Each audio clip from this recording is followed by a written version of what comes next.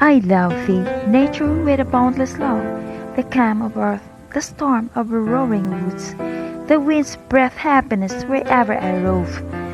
There's life on music in the swelling clouds. My heart is in the thunder melting clouds, the snow-capped mountain and the rolling sea. And hear ye not the voice where darkness shrouds the heavens? Their lives happiness for me. My pulse beats calmer while his lightning play. My eye with earth's delusions waxing dim clears with the brightness of eternal day. The elements crash round me, it is he. Calmly I hear his voice and never start. From Eve's posterity I stand quiet free, nor feel her curses rankle round my heart.